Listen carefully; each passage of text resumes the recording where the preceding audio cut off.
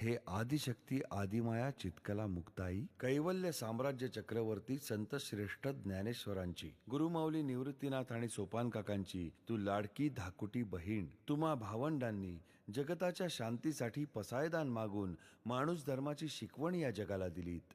हे माऊली मुक्ताई, तुझे मुक्त विचार आणि अध्यात्म आमच्या चिमुकल्या ओंजळीतून वाटण्याची शक्ती आम्हाला मिळू दे. ही सावळ्या परब्रह्म विठुरायाच्या चरणी प्रार्थना. पुंडलीक वरदा हरी विठ्ठल, श्री ज्ञानदेव तुकाराम, पंढरीनाथ भगवान की जय. हे कृष्णा राम कृष्ण हरी.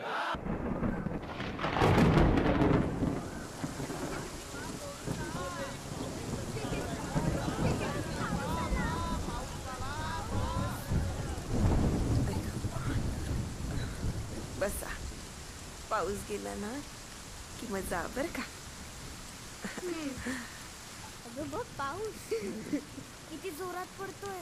विटेवर मूर्ती दिसते सगुण, सगुण की निर्गुण म्हणू दादा.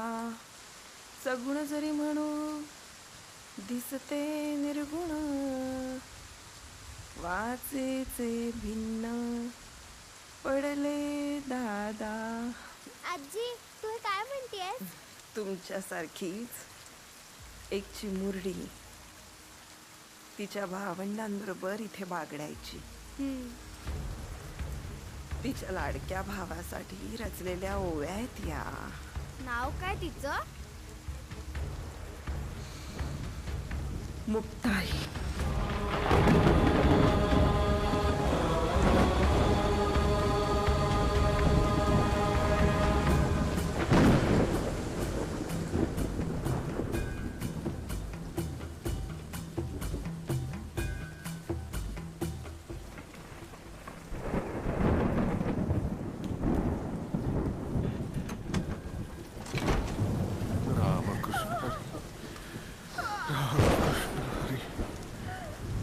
रामकृष्ण हरी.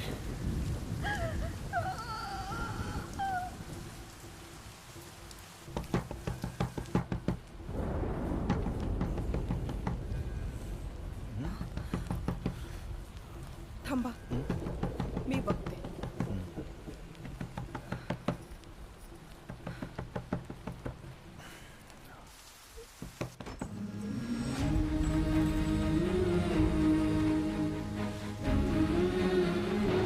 मावशी जरा येता का? माझ्या आईची प्रकृती खूप बिकट आहे. काय झालंय बाळा तुझ्या आईला? ती गर्भवती आहे. आज संध्याकाळपासून तिच्या पोटात खूप दुखतंय. सायंकाळी माझे बाबा विठ्ठलपंत गावात सहाय्य मागायला आले होते, पण सगळ्यांनी नकार दिला. आता शेवटी बाबा पांडुरंगाची आळवणी करत बसलेत. आईच्या वेदना पाहावेनात म्हणून मी त्यांना न सांगता आलो आळंदी. पण त्या सुईण मावशी देखील नाही म्हणाल्या हो यायला. कुणीच येत नाही आमच्या साह्याला. तुम्ही तरी येता का मावशी माझ्यासोबत? नाव काय तुझं बाळा? मी ज्ञानेश्वर.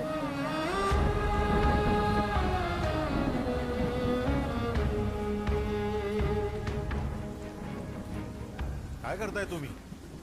हा? अहो तो आणि संन्याशाचं पोर काय करतं इथे मध्यरात्री? अहो त्याची आई अडली ना म्हणून आलाय बिचारा. हे राम, परत अनाचार केला वाटतं त्या विठ्ठलपंत संन्याशानं. आणि तुमचे काय? तुम्ही जायला निघालात की काय त्याच्यासोबत? चला घरात वा. अहो पण आत वा म्हटलं ना. चला.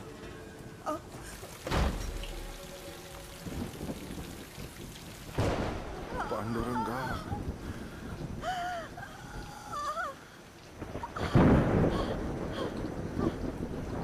ते जरा बाळ निवृत्ती, ज्ञानदेव दिसला का तुला? बाबा हो ज्ञाना जवळपास कुठेच नाही दिसत आहे. बाबा आईला काही होणार नाही ना? नाही बाळा, आईला काही होणार नाही. पांडुरंग आहे ना आपल्या संगती. विठ्ठला, सांभाळ रे तुझ्या लेकरांना.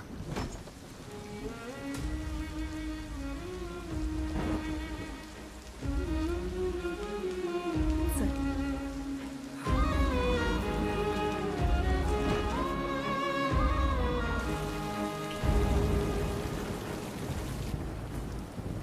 हो हो हो रुक्मिणी हो थोडा धीर धर हो थोडा धीर धर ग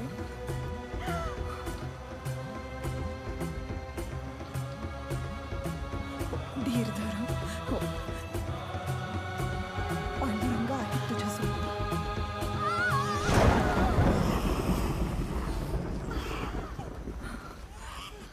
मुलगी मुक्ता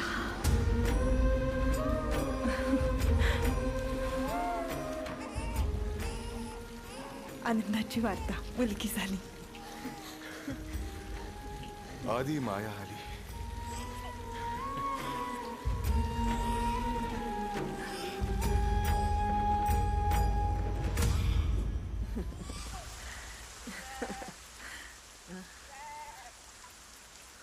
माय म्या कानोबा आणि ही माझी बाईल रक्की वाईच देवळात बसलं तर चालेल काय?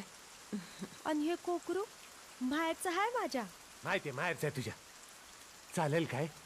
या या आत या हा पण नाही म्हणजे गावातलं कोणी काय बोलायचं नाही ना? नाही बोलायचं कोणी आधी बोलायचे पण मुक्तानी आणि तिच्या भावंडांनी सुधारलंय सगळ्यांना आता या या आत या या आजोबा बसा तुम्ही बसा ठेव तुझं माहेरचं कुकुर. द्या आजी पुढे काय झालं? सांगते सांगते हा विठ्ठलपंत आणि रुक्मिणीची चारही पोरं तेजाळ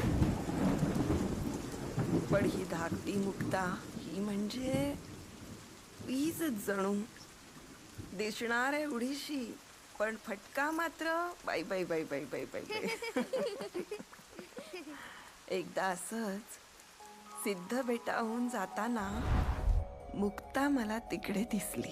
आपण श्लोक म्हणूयात. श्लोक नको. तुझ्याकडे भातुकलीची बुडकुली आहेत का? आहेत की. आळंदीच्या आजोबांनी दिलेली. पण मला नाही आवडत ग भातुकली खेळायला. मग ग काय आवडतं? मला हरिनाम घ्यायला आवडतं. काय ग गोदे तुझे वडील शास्त्री आहेत ना? हो. मग त्यांनी तुला वेद म्हणायला नाही शिकवले? तुला येतात का? हो माझ्या बाबांनी शिकवलेत की.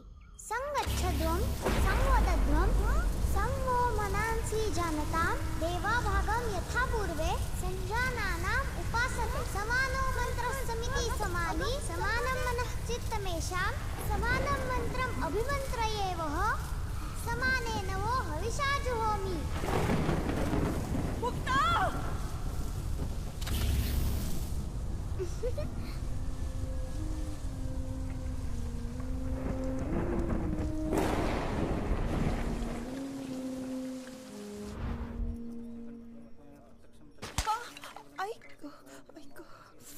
मुक्ताच्या आईनं ओळख पाळख नसताना मला सहाय्य केलं. रक्त येतंय की चांगलंच? मला प्रश्न पडला इतक्या सुस्वभावी स्त्रीला गावानं वाळीत का टाकलं असेल. तिला पाहिलं की काहीतरी दिव्यत्व जाणवायचं हे निश्चित. पण गावच्या प्रमुख पुरोहितांनी या कुटुंबाविरुद्ध आधीच वैर पुकारलं होतं.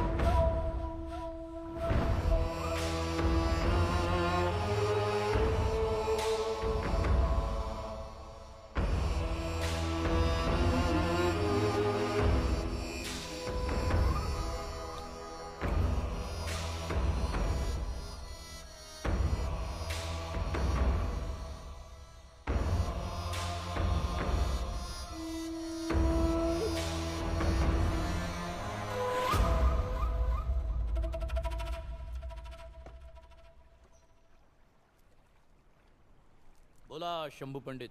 आजच्या धर्मसभेत कोण कोण प्रतिष्ठित उपस्थित आहेत? महान विसोबा शास्त्री, आपल्या या धर्मसभेत ग्रामचे पाटील आदरणीय शिवशास्त्री, वेदोनारायण शास्त्री, वंदनीय वेदमूर्ती शास्त्री, महादेव शास्त्री आणि आदरणीय ग्रामजोशी उपस्थित आहेत. आदरणीय ग्रामजोशी. वाह शंभू पंडित, आळंदी ग्रामात अल्पावधीत सर्वांशी अतिपरिचय झाला की तुमचा? आ? क्षमा क्षमा महान विसोबा शास्त्री. आजच्या धर्मसभेचं प्रयोजन काय? ते संन्यासी कुलकर्णी आले आहेत.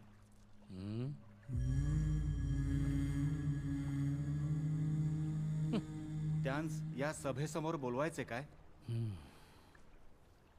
त्या अधर्म्याला इथे बोलावून समय व्यर्थ कशाला घालवायचा? अहो असं काय बोलतो विसोबा शास्त्री? नाहीतर काय. तरी आमच्या सिद्धोपंतांस आम्ही म्हटले होते की रुक्मिणी सारखी चालस पोर आमच्या मुलास द्या, पण नाही. कोण कुठला हा भणंग आणून उभा केला आणि मुलगी बांधली त्याच्याकडे. आम्हास काय वाटतं, संसाराची एवढीच आसक्ती होती तर संन्यास धर्म स्वीकारला कशाला विठ्यानं? काय ग्रामजोशी? अहो अगदी बरोबर बोलताय विसोबा शास्त्री. अहो आधी मानभावीपणे संन्यास घेतला, काशीच गेला पळून, तेही बायकोस एकटीच टाकून.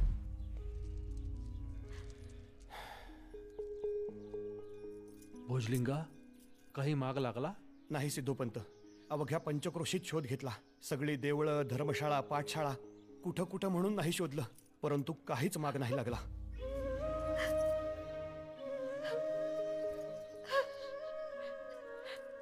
रडू नकोस पोरी. आता तुझ्या दैवातच हे असे आहे म्हटल्यावर असेच होणार.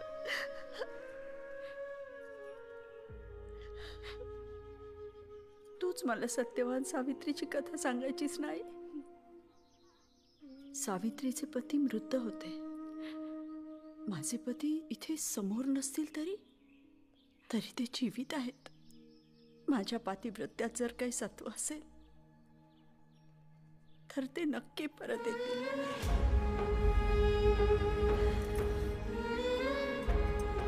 कुठे निघालीस?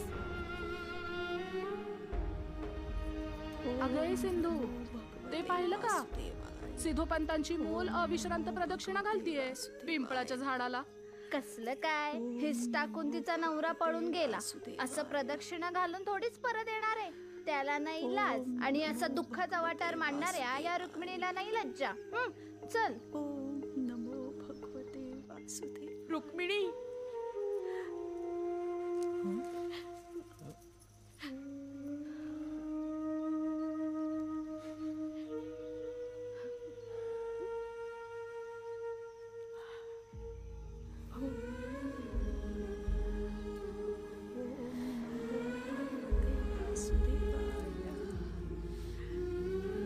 सगळ्या प्रकारचे कष्ट भोगले तिने, पण थांबली नाही. अहो आम्ही तिच्या प्रदक्षिणेच्या मार्गावर बाभळीचे काटे सुद्धा टाकून पाहिले, पण बाई काही बदली नाही.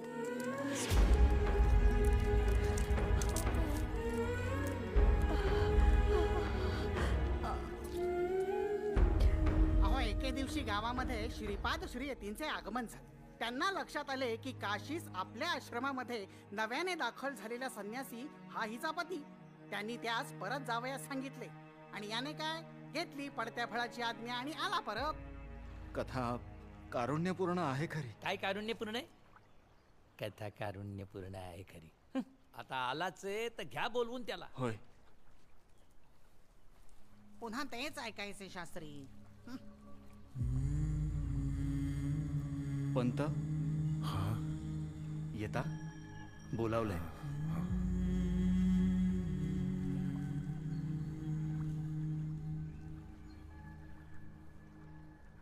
बोल पटपट. महानुभाव, मुलांचे मुंजीचे वय होत चालले, परंतु आपल्याकडून शास्त्राधिकार न मिळाल्यामुळे त्यांचे शिक्षण होऊ शकत नाही. आपण दयापूर्वक विचार करावा आणि माझ्या मुलांना शिक्षणाचा अधिकार मिळवून द्यावा. अरे काय करणार आहेत पोरं तुझी शिकून? पापाची उत्पत्ती. असे का म्हणताय तुम्ही? आपल्या महान सनातन वैदिक धर्मात मनुष्याच्या जीवनाला सहाय्य करणाऱ्या अनेक गोष्टी आहेत आणि सगळ्यांचं सार एकच आहे. भगवंतानं आपलं सारं सामर्थ्य अन्न, वायू, पाणी आणि ज्ञान या 4 गोष्टीत विराजमान केलंय. त्यावर सर्वांचा अधिकार आहे. आम्हा शहाणपणा शिकवू नकोस बरे. एक काम कर, त्र्यंबकेश्वरीचा. विठ्ठल पंतांशी शास्त्रार्थ करता येत नाही हे पाहून ब्रह्मगिरीला प्रदक्षिणा घालण्याचं पुरश्चरण दिलं गेलं. एक प्रकारची शिक्षाच ती. सगळे त्र्यंबकेश्वराच्या घनदाट अरण्यातून प्रदक्षिणा करू लागले. मध्ये भेकर दिसायची, ससे दिसायचे. ज्ञाना सोपाना त्यांच्या मागे धावून खिदळायचे आणि अचानक वाघाची जोरदार गर्जना ऐकू आली. सगळे घाबरून धावू लागले, पण ज्ञाना खाली ना. चला पोरांनो. अहो मला व्याघ्र कसा दिसतो ते पाहायचे आहे. अरे व्याघ्र दर्शन होत राहील नंतर, त्यासाठी आधी जगलो तर पाहिजे. चल बघू. भुजंगा, हे घे. हे घेऊ. बर चल चल चल. आता तूच काय हवे? मला सुद्धा बघायचं आहे व्याघ्र. व्याघ्र बघायचं आहे? विठ्ठल पंतांनी मुक्ताला उचललं आणि ते धावू लागले. एका दूरच्या मोकळ वनामध्ये ते विसावले. काय झाले? पाणी हवे का? निवृत्ती दादा कुठे आहे? हा? अहो पंत, तो तर आपल्या सवय होता ना. होता तर कुठे गेला? तुम्ही पाहता का? होय. ज्ञाना चल माझ्या सवय. निवृत्ती तुम्ही थांबा, मी आलो. निवृत्ती दादा. निवृत्ती राजा. निवृत्ती दादा. निवृत्ती दादा. निवृत्ती दादा. निवृत्ती दादा. दादा. दादा. बाबा. निवृत्ती.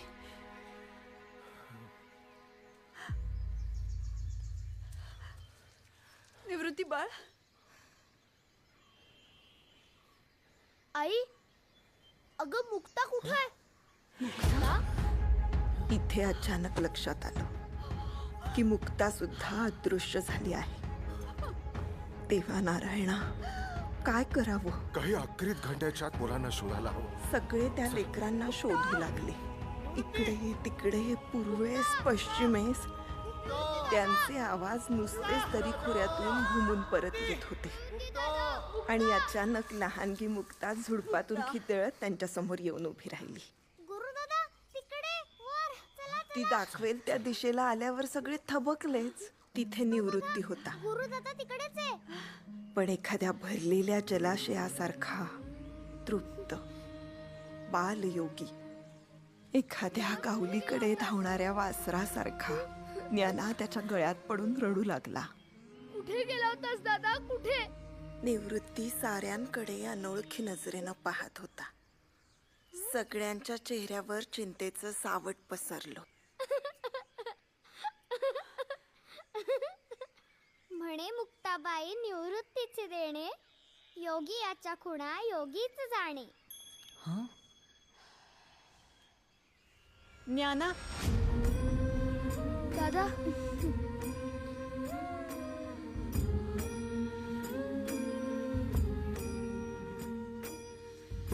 आई, बाबा.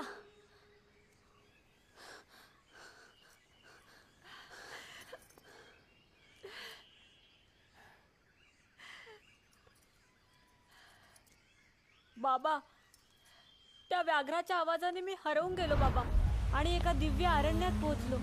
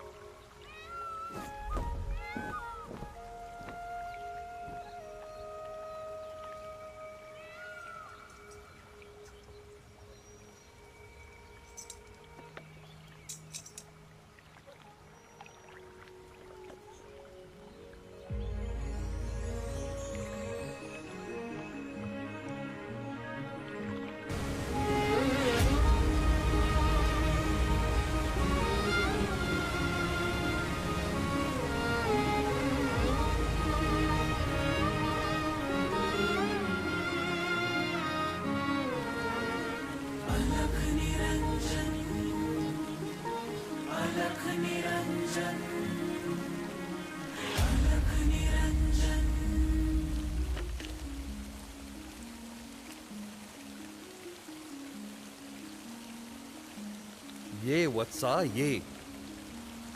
मी केव्हापासून तुझी वाट पाहत होतो.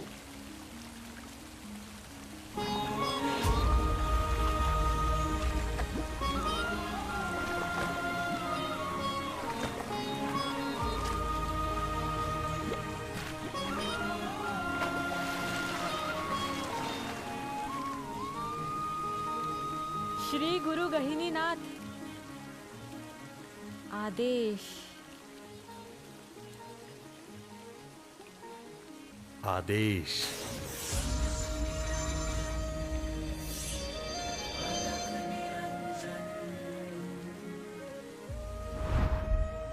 बाबा, मला श्री गुरु गहिनीनाथांनी अनुग्रह दिला.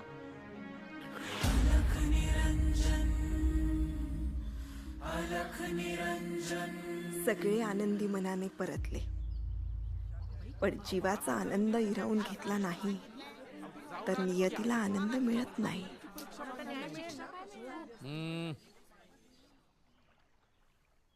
विसोबा शास्त्री, आपण सांगितलेले प्रायश्चित्त आम्ही घेतले. काही उपकार नाही केलेस. एकदा संन्यास घेतला की आमच्यापासून तो तुटला.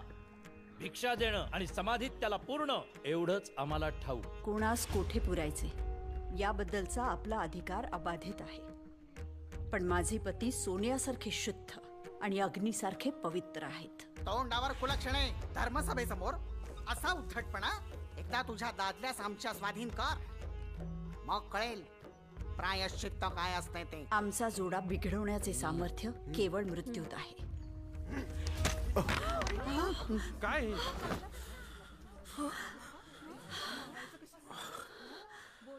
रक्त काढले, झाले समाधान? नाही झालं. तुम्हाला तुमच्या मुलांसाठी शिक्षणाचा अधिकार हवाय ना, मग त्यासाठी तुम्ही दोघंही नाही सेवा देहांत प्रायश्चित्त घ्या.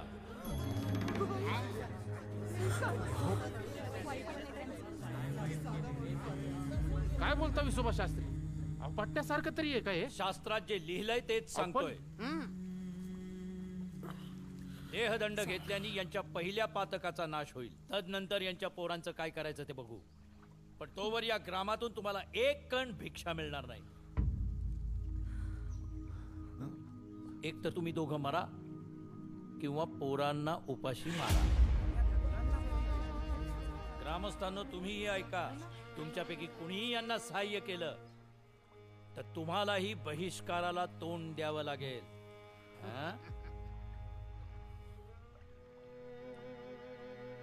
मग काय विठ्ठल पंत आणि काय गे रुक्मिणे, घेताय देहांत प्रायश्चित्त?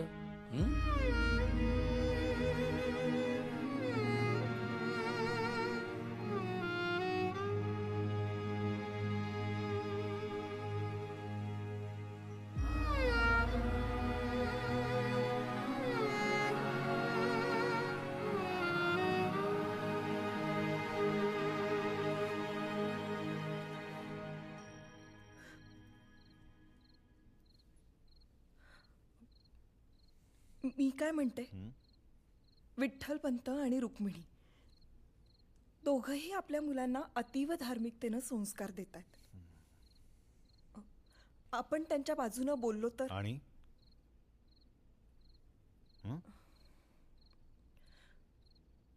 वाळीत टाकलेल्या कुटुंबाला किती हाल सहन करावे लागतात माहिती नाही तुला?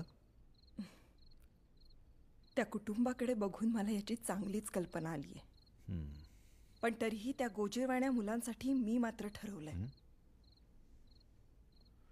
त्या कुटुंबाबरोबर मी उभी राहणार. असं असेल ना यशोदे, तर तुला हे घर सुद्धा सोडावे लागेल.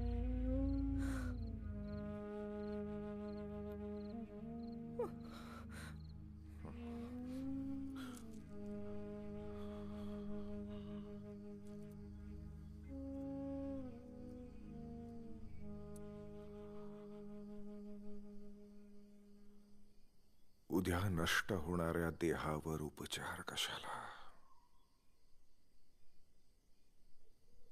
म्हणजे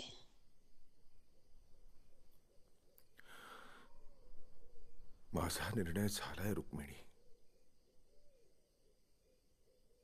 अवघड आहे, पण आपल्या मुलांसाठी तो आचरावा लागणार आहे. आपल्याला देहांत प्रायश्चित्त घ्यावंच लागणार आहे.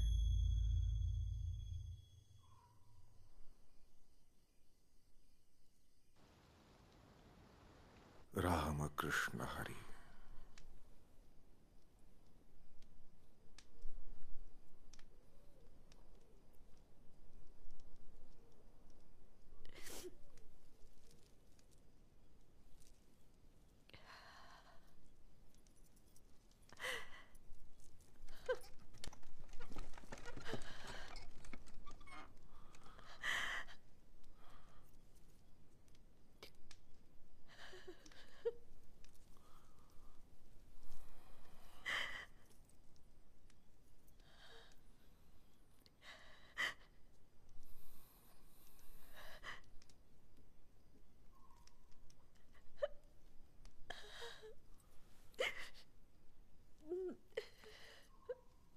काय झालं आई? एवढ्या रात्री उठवलंस मला?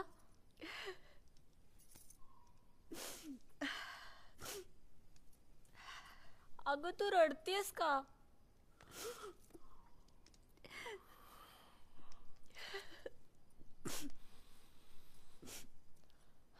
बाळा तू लहान आहेस, पण आजपासून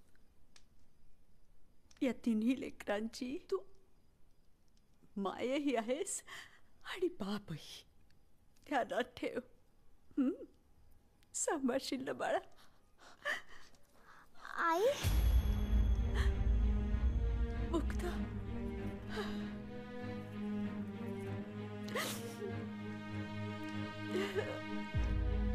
ये बाळा.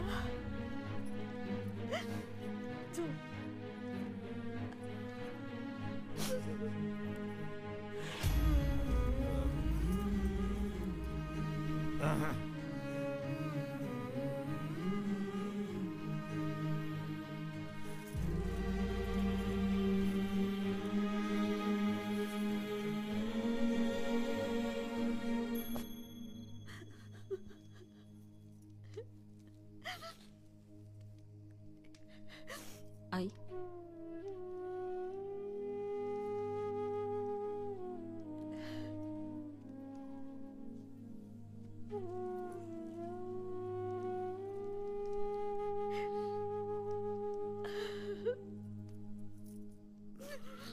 चालायचं.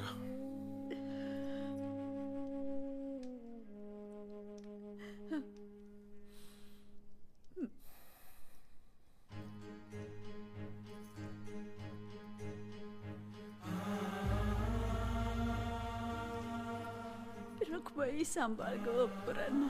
पांडुरंग हरी.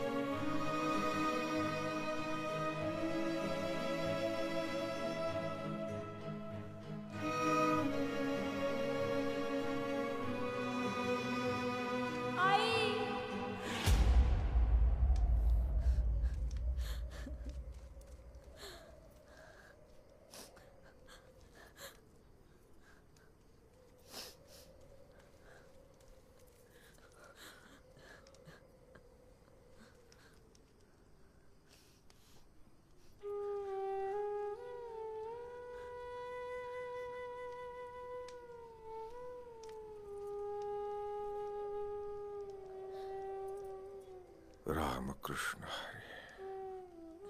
काय गे रुक्मिणी?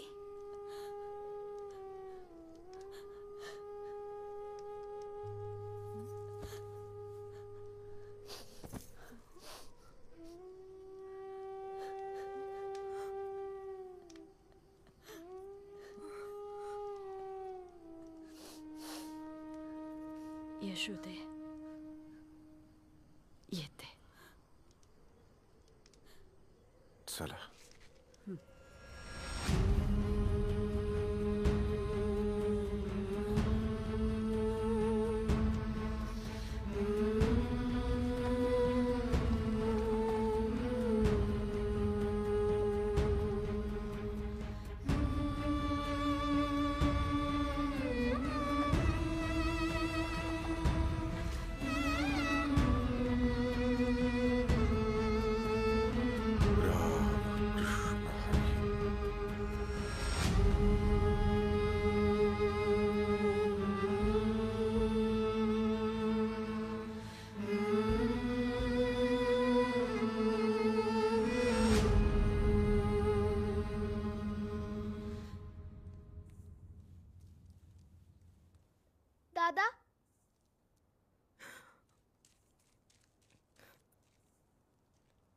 दादा, आई बाबा.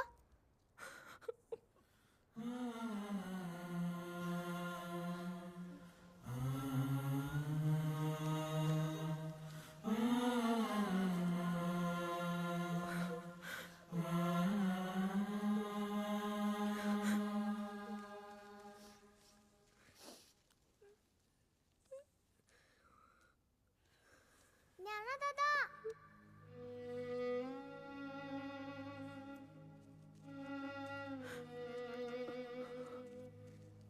दादा, अरे आई बाबा कुठे आहेत?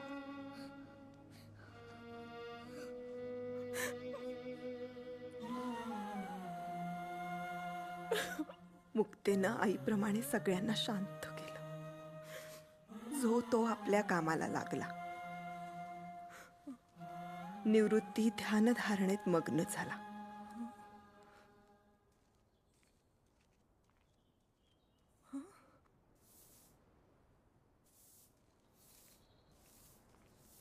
ज्ञानोबानं अंगण झाडायला घेतलं.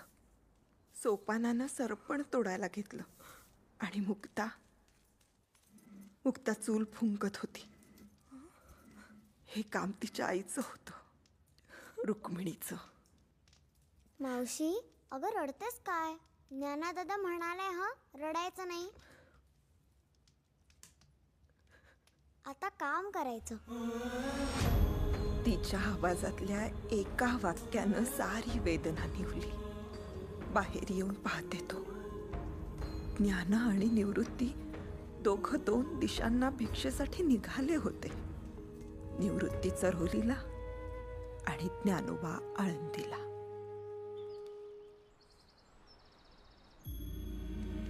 फुलासारखी कोमल असलेली ही लहानगी मुक्ता लोकांच्या अन्यायी वागणुकीतून सुटत नव्हती. माझा पण डाव आहे.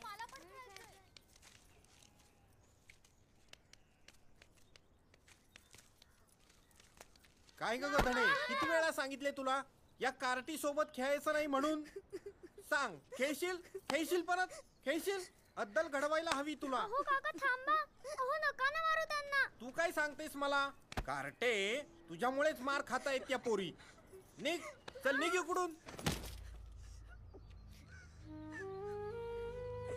तुम्ही काय बघत बसलात? चल ग तू घरी. ती खेळताना पण दिसतेस. ज्ञानेश्वराने लक्षात ठेव. दिलेल्या ज्ञानामुळे ती शांतपणे सगळं काही सहन करत होती. कितीही अपमान झाला तरी धर्म म्हणून भिक्षा मागायला ज्ञानेश्वर आळंदी जातच होता.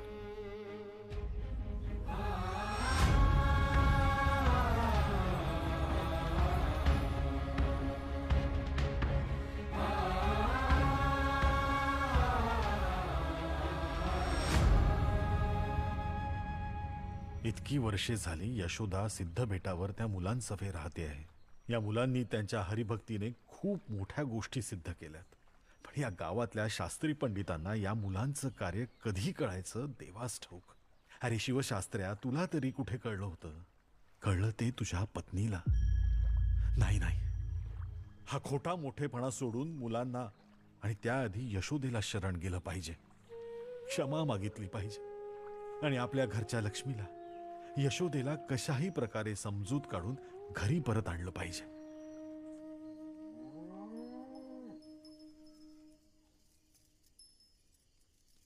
मुक्ते,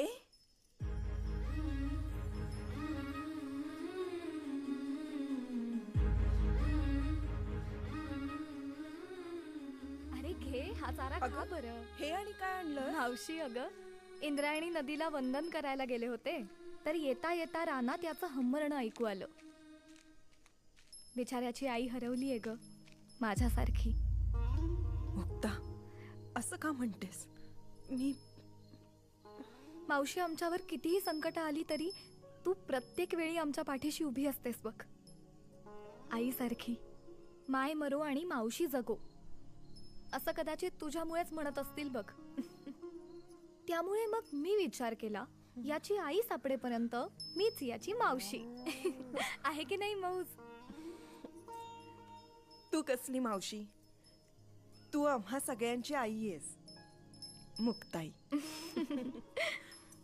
चल आता भोजनाची वेळ झाली. अगं पण आता काय? त्याचं खाणं व्हायचंय तर यशोदे. त्याच्या आधीच मी मी चुकलो ग. अगं ही चिमुरडी त्या मुक्या प्राण्याचा विचार करू शकते आणि मी मात्र देवासारख्या या लहानग्यांचा विचार नाही करू शकलो. आपण या लहानग्यांच्या पाठीशी उभं राहू असं तू का म्हणालीस ते कळलंय मला. मला क्षमा कर. तुम्ही समाजाला भ्यालात आणि मला या लेकरांच्या जीवाची भीती वाटली. तुम्ही तुमच्या जागी योग्य आहात आणि मी माझ्या.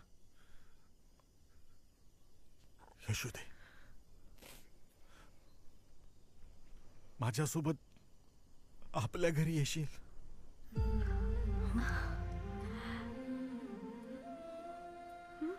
आणि माझी ही लेकरं. मावशी, तुझी ही मुक्ताई सांभाळेल सगळं. जा तू.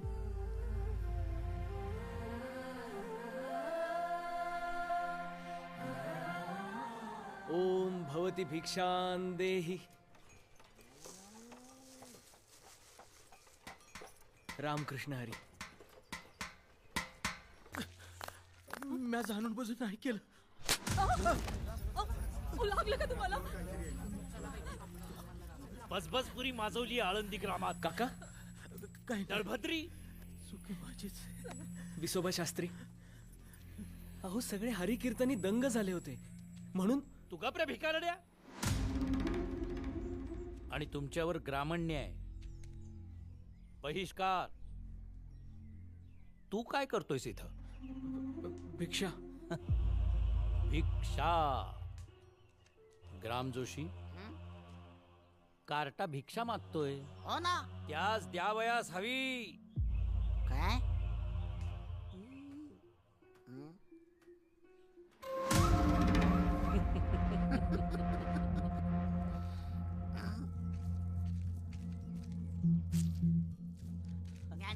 अहो ग्रामदोषी काका काय करताय? हमी असल्यास अजून घे. हो सिंधुबाई, लेकाची दृष्ट काढताय. या तो उतारा इकडं. अहो द्याव, द्या म्हणतो. द्या तर. आयुष्यमान भव. अहो शास्त्री काय करताय तुम्ही?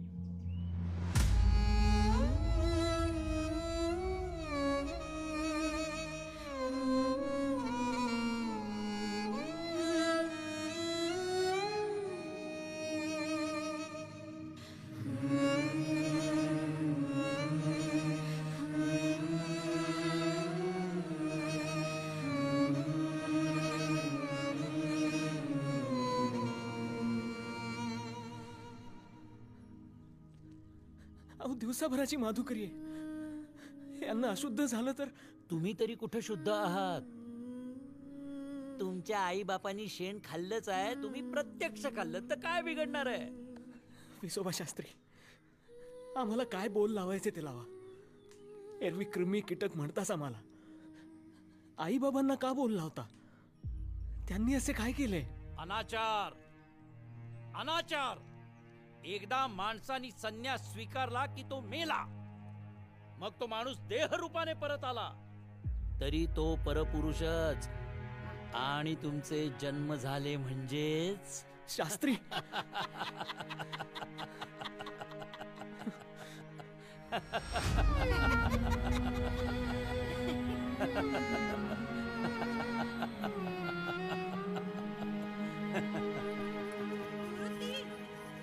निवृत्ती, निवृत्ती.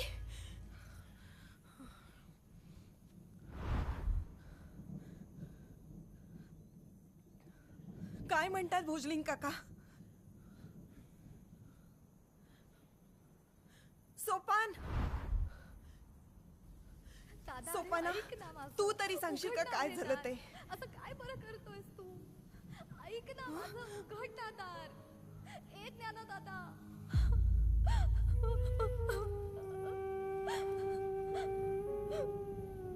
गुरुदादा, अरे सांग ना रे त्याला. ज्ञानदाता. निवृत्ती, काय झालं हे सगळं? दादा, अरे असं काय करतोयस? उघड ना दार. मावशी, आळंदीचा आनंद तर तुला ठाऊकीच आहे. लोक भिक्षेत शेण कुठे टाकतात, कोणावरून उतरवून टाकलेले उतारे टाकतात.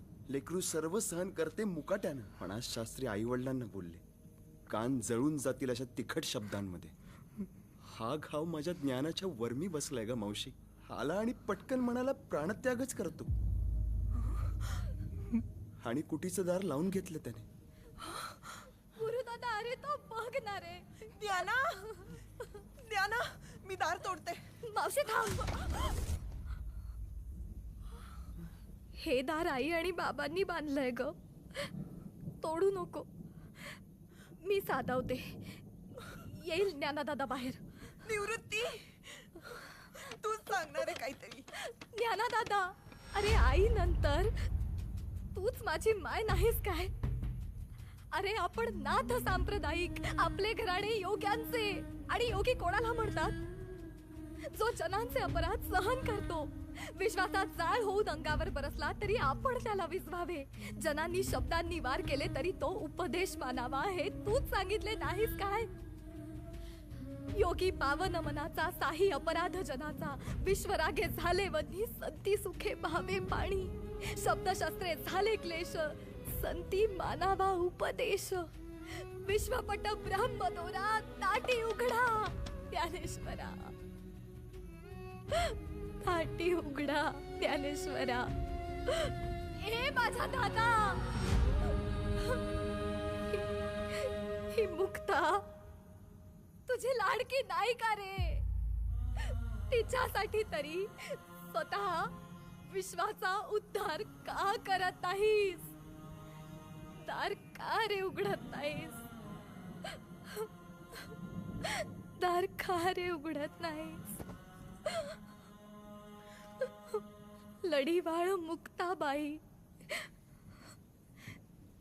जीव मुद्दाला ठाईचे ठाई.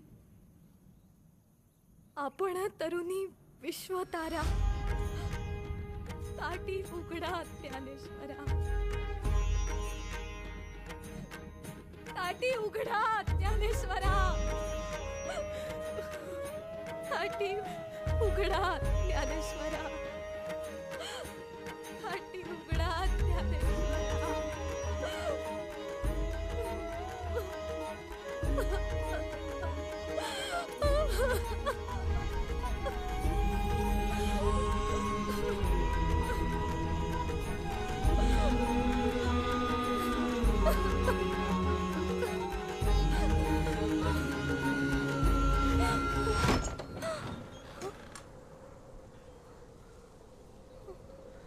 मुक्ता,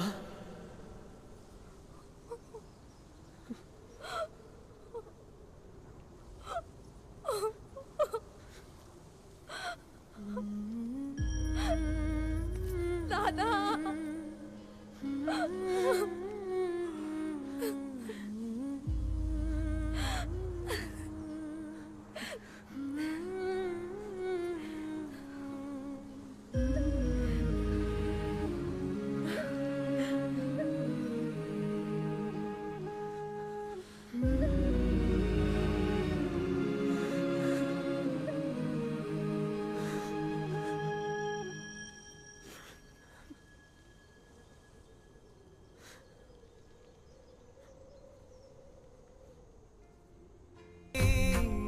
असोनी संसारी जिभे वेगुकारी.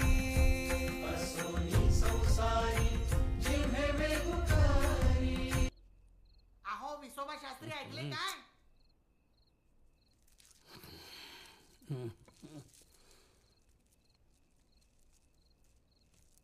काय झालं?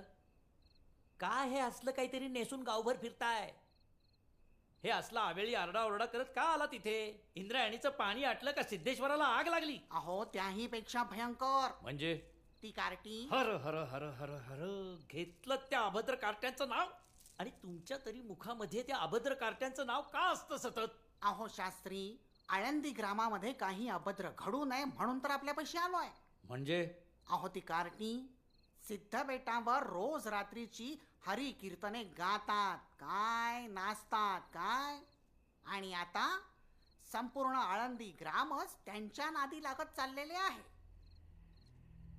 असं हा,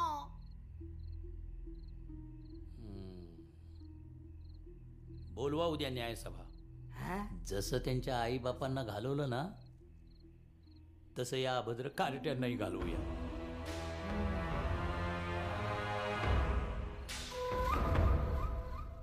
तुम्हा भावंडास मुंजीचा आणि शिक्षणाचा अधिकार हवाय ना?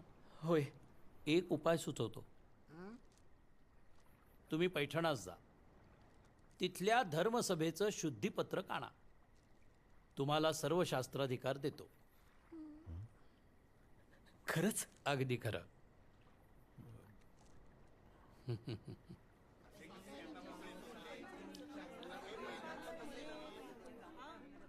मुलं पैठणला निघाली तसं मी आमच्या यांना विचारलं. लहान मुलं आहेत, मी त्यांच्या सवे जाऊ का? त्यावेळी यांनी आनंदानं अनुमती दिली.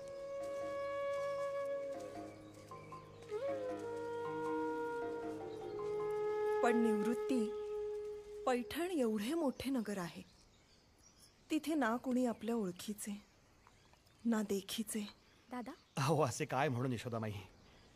पैठणचे देवकुळे विठ्ठल पंतांचे मामा, त्यांच्या घरी नक्कीच ठाय मिळेल. शेष नारायणाची इच्छा. चला, अंधार पडायच्या आत निघायला एक हवं. दिवस मुक्तानं ज्ञानदेवाकडे हट्ट धरला. दादा, एखादा अभंग रच ना. ज्ञानोबा म्हणाला, जर मला सावळा मार्गक्रमण करत आम्ही पैठणास पोचलो. तिथे देवकुळे मामा भेटले. आपण? अहो मी भोजलिंग, तुमच्या भाच्याचा विठ्ठल पंताचा मैत्र. अरे हो हो हो सुमरले मला. किती दिसांनी भेट झाली रे. हो ना. काय निमित्त आलायस? मामा, ही तुमच्या विठ्ठलाची लेकरं. विठ्ठलपंत आणि रुक्मिणीनं देहांत प्रायश्चित्त घेतलं तर यांच्या मागचं शुक्ल काष्ठ काही सुटत नाही. म्हणून न्याय मागावयास पैठणास आलो. आता कुठं जावं आपणच सांगा. कशी साजिरी आहेत ही मुलं. यांचे विषयी आळंदी वासियांना करुणा कशी वाटली नाही. मी बघतो काय करायचं ते. चला माझ्या सवे, चला या. चला.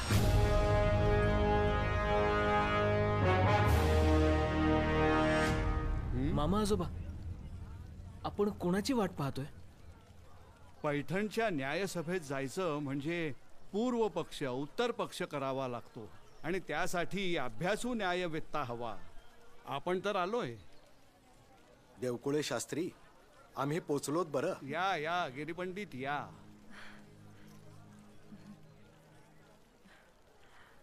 प्रणमामी. प्रणमामी. आपण अगदी योग्य बोललात देवकुळे शास्त्री. हा, या धर्मसभेपुढे आपल्याला मनाला येईल ते बोलणं योग्य नाही. आपण चिंता करू नका. ही धर्मसभा आपल्याला योग्य तोच न्याय देईल. वा. चला, आता काही वेळातच ब्रह्मेश्वर शास्त्री येतील. तेव्हा आपण आधी उपस्थित असायला हवं. हो. या. चला.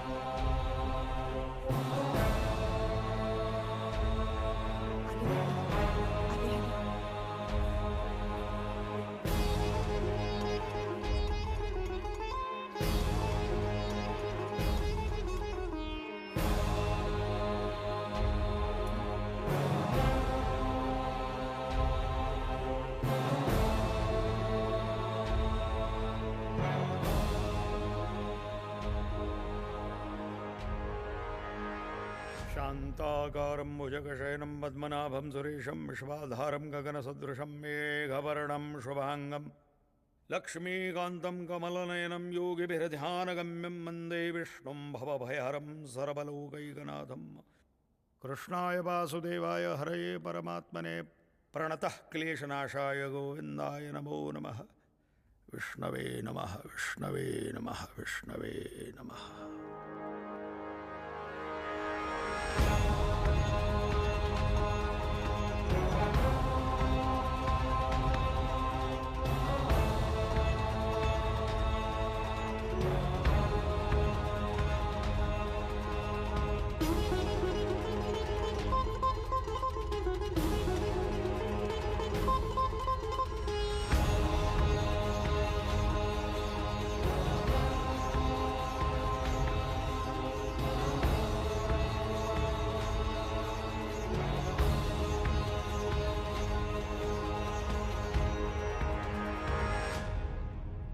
गिरी पंडित, हीच का ती मुले?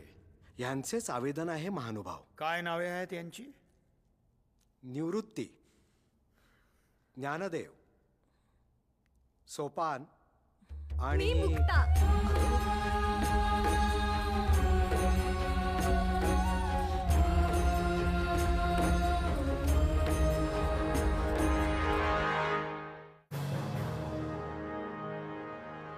गिरी पंडित, काय समस्या आहे या मुलांची? महानुभाव, यांचे तात संन्यासाश्रमी, तेव्हा त्यांचे जन्म हे धर्माधिष्ठित मानायचे की नाही ही समस्या धर्मसभेपुढे आहे. गिरी आणि पंडित, विस्तारानं सांगा, पाल्हाळ नको. हो, यांच्या महानुभाव,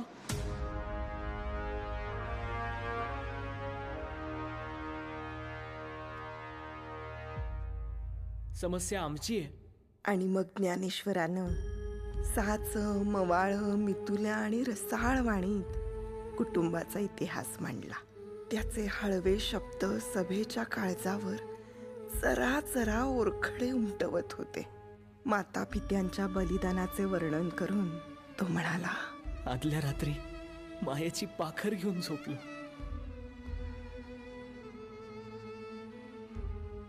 सकाळी उठून बघतो तर पोरके झालेलो.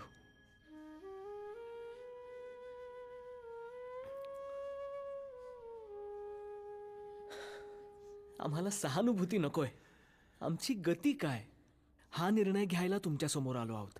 सभेत उपस्थित सर्व विद्वज्जन हो, यद्धारयती सद्धर्मः, जीवनाची धारणा करण्यास सहाय्य करतो तो धर्म. पैठणची ही धर्मसभा आर्यावर्तातील सर्वात मोठी धर्मसभा मानली जाते. त्यामुळे या धर्मसभेत कोणावरही अन्याय होता कामा नये. म्हणून मी आपणा सर्वांस अनुरोध करतो की आपापली विद्वत्ता पणाला लावून या मुलांच्या समस्येवर उपाय शोधावा. चर्चा सुरू झाली. नाना पोथ्यांवरची कापडं सुटली. शास्त्री शास्त्रार्थ धुंडाळत होते. स्मृती ग्रंथ चाळत होते. निवृत्ती शांतपणे उभा होता. ज्ञानेश्वराची दृष्टी स्मृती ग्रंथ चाळत हलक्या आवाजात कुजबुजणाऱ्या शास्त्रींकडे लागली होती. सोपानाच्या चेहऱ्यावर काहीशी चीड होती आणि मुक्ता, ती मात्र डोळे मिटून अखंड रामकृष्ण हरीचा जप करत होती. अखेर ब्रह्मेश्वर शास्त्रींनी सगळ्या शास्त्र्यांचा अभिप्राय त्यांच्याकडे मागवला. आम्हाला वाटतं की या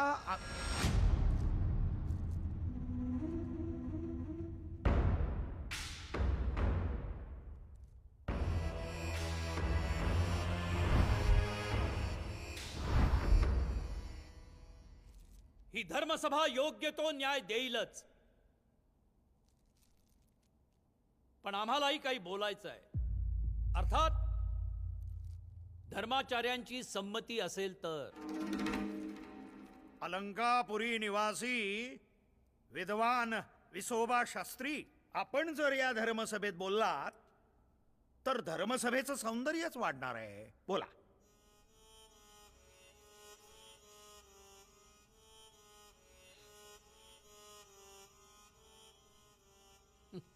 ही नाठाळ कार्टी त्यांच्या खोट्या मधाळ बोलीनं आपली सहानुभूती मिळवतील हे आम्ही जाणून होतो. या धर्मसभेत उभं राहण्याची तरी या कार्ट्यांची पात्रता आहे का? महापापातून या पोरांचा जन्म झालाय. अहो शास्त्री, काय प्रतिवाद तरी होऊ द्या. होऊ द्या. हे पापी कसं म्हणता? मग काय म्हणू? अहो धर्माचार्य, तुम्ही तरी काहीतरी बोला. शांतता. बोल ज्ञानेश्वर, यावर तुला काही बोलायचंय? बोल.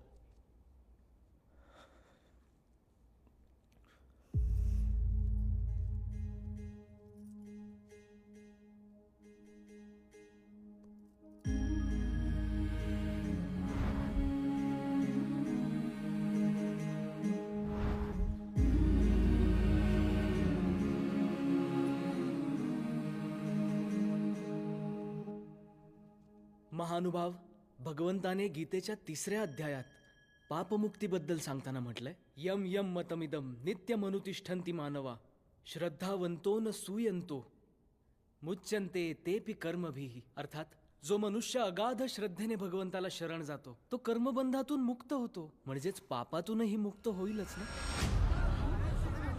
काय रे, काय चाललंय आतमध्ये? आळंदीतून कोणी पोरं आले ती न्याव मागाया. निव्वळ वाचाळताय धर्माचार्य. ही पापाची उत्पत्ती दुसरं काय बोलणार? तसंही भगवंतांनी अर्जुन विषाद योगात म्हटलंच आहे, दोषे रेतैहि कुलघ्नानाम वर्णसंकर कारकैहि. पापातून निष्पन्न झालेली संतती सनातन धर्माचा नाश करते. विसोबा, सांभाळून बोला. गीतेच्या श्लोकाचा आधार घेऊन तुमच्या मनातल्या चुकीच्या संकल्पना धर्मसभेत मांडू नका. सनातन धर्म म्हणजे बुरसटलेपणा नाही. सनातन याचा अर्थच आहे नित्य नूतन जीवनशैली. आणि नित्य नूतन गोष्टी जेव्हा शास्त्र स्वीकार करतं तेव्हा वैदिक धर्मही त्याचा स्वीकार करतो. हे सर्व विद्वत जनांनी ध्यानी ठेवावे.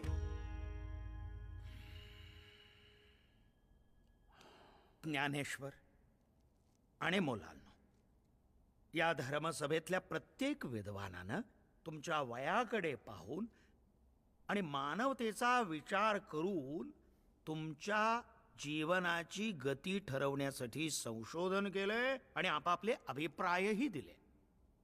काय काय नाहीये या अभिप्रायांमध्ये? स्मृती, वृद्ध पराशर, याज्ञवल्क्य स्मृती, प्रायश्चित्तेंदुशेखर, सम्मर्त, यमस्मृती आणि देवल,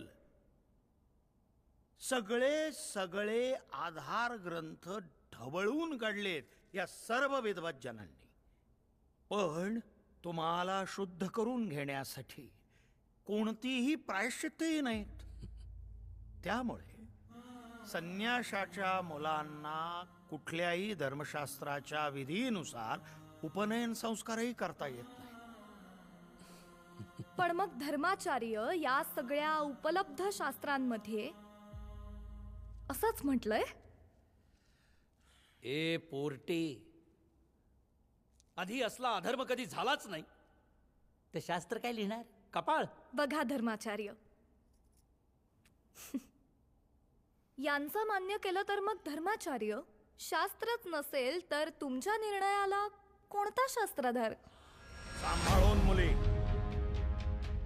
आम्ही तुमच्या वयाचा विचार करून तुमच्याशी मृदूपणे बोलतोय. आम्ही जो निर्णय दिलाय तो धर्मपीठाच्या सर्वंकष विचारांचा निर्णय आहे. मला असे नाही वाटत. धर्मपीठाचा निर्णय हा मानवाला जगायला सहाय्य करणारा धर्माचा असला पाहिजे. त्याऐवजी तुम्ही संन्याशाची पोरं, तुम्हाला जीवनगती नाही, शिक्षण नाही, हे ऐकायला आम्ही इतक्या लांबवर आलो काय? प्रतिष्ठान, पैठण हे सर्वोच्च धर्मपीठ आम्हा पोरक्यांच्या हत्येमध्ये प्रतिष्ठा मानणार आहे का? आणि तसंच असेल तर धर्माचार्य, आम्हालाही आमच्या माता पित्यांप्रमाणे मृत्यूदंड द्या.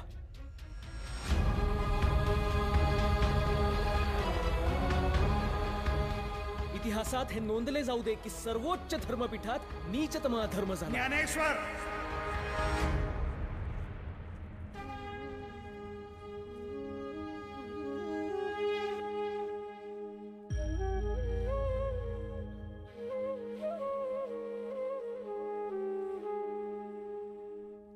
अरे तुला काही पाचपोच धर्माचार्यांसमोर शहाणपणा असलं काय ज्ञान प्राप्त केलेस रे तू? हा? हरी सर्वत्र भरलाय, सर्वानुभूती एकच आत्मा आहे, हे ते ज्ञान. वा वा वा वा वा, ऐकलत या कार्ट्याचं ज्ञान? हरी सर्वत्र भरलाय म्हणे, इथे तिथे सर्वत्र. हे मूर्खा, पाहिलास का तो रेडा? नाव काय रे त्या रेड्याचं? ज्ञाना नाव आहे, ज्ञाना. जी ज्ञाना ज्ञाना. त्याचंही नाव ज्ञानाच. मग तुझा आणि त्याचा आत्मा सारखाच का? होय, परमेश्वराच्या कृपेने एकच आत्मा अनेक रूपे घेऊन नटलाय. मग आता तू जे बडबडतोयस त्यातला एक शब्द जरी त्या ज्ञानानं उच्चारला तरी आम्ही विचार करू. साक्षात भगवंत तुमच्या ठाई आहे, आपण म्हणाल तसेच होईल.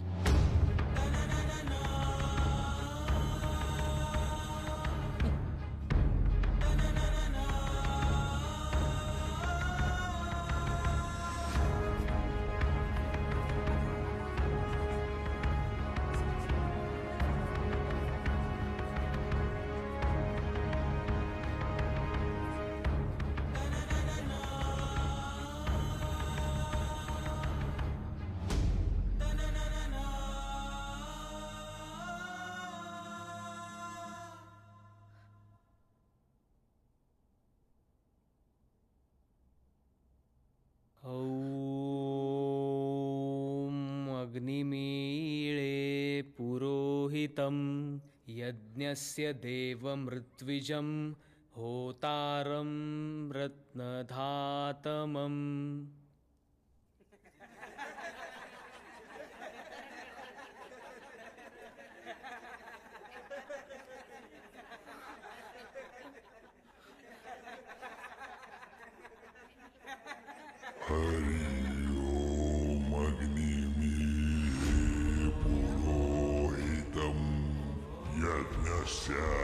देवमृत्विजं होतारं रत्नदातमम्. अग्निपूर्वे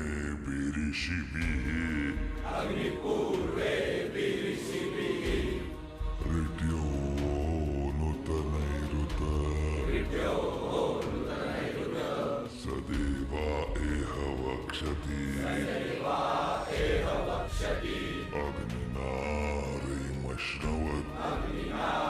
अग्निनारैमश्नवत् पोषमेव दिवे दिवे यशसं वीरवत्तमम्.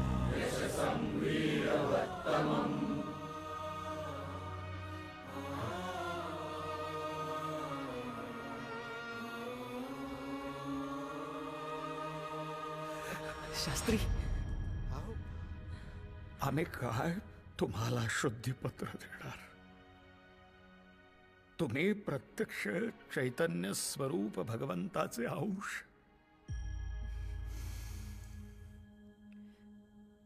आता तुमच्या नावाचा अर्थ माझ्या ध्यानी आला.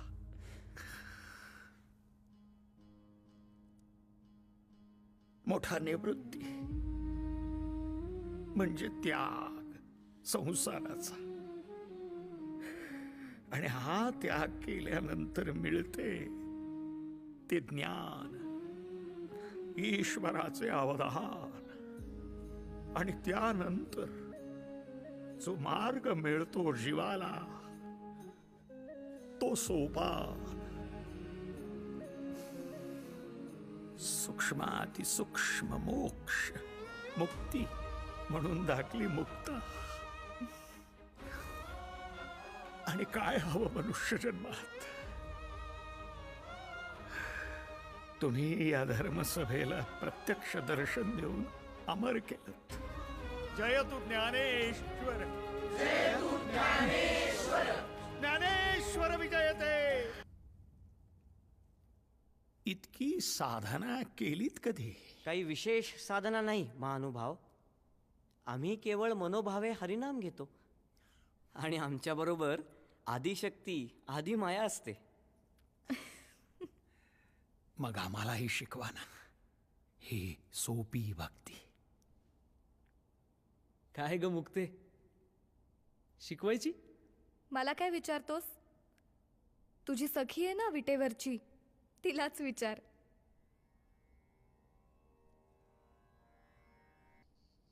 पण गुरुदादा, आज संपूर्ण शास्त्रार्थ देववाणी संस्कृतातील सिद्धांतांच्या आधारे चालला होता. आपल्याला आपल्या बाबांनी ते शिकवलं म्हणून आपण हे करू शकलो. पण सामान्य जनलोकांचं काय? बरोबर आहे गुरुदादा. सगळ्यांपर्यंत हे जीवनोपयोगी ज्ञान पोचणार कसं? 4 वेद, 6 शास्त्रे, उपनिषदे या सगळ्याचं सार म्हणजे भगवद्गीता. सर्वोपनिषदो गावो दोग्धा गोपाल नंदना. ही गीता आता प्राकृतात आणायला हवी, मराठ्या बोलीत आणायला हवी. साधू, केवढा अभिनंदनीय विचार आहे दादा. हा विचार माझ्या मनी जरी आला तरी कृतीत मात्र तू आणायचा आहेस. गुरुदादा, पण गीता प्राकृतात मराठ्य बोलीत आणायला मला जमेल?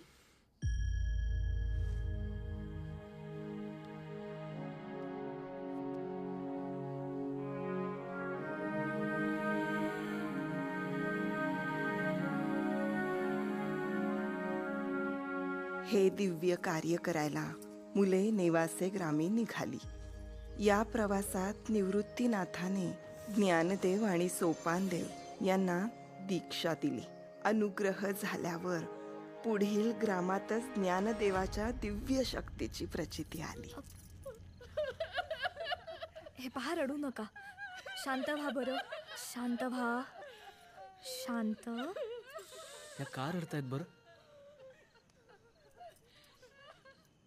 ए बाबा, इथं प्रसंग काय आहे आणि तू अशी केंडवणी करतोयस? माझं भाग्य फुटलंय.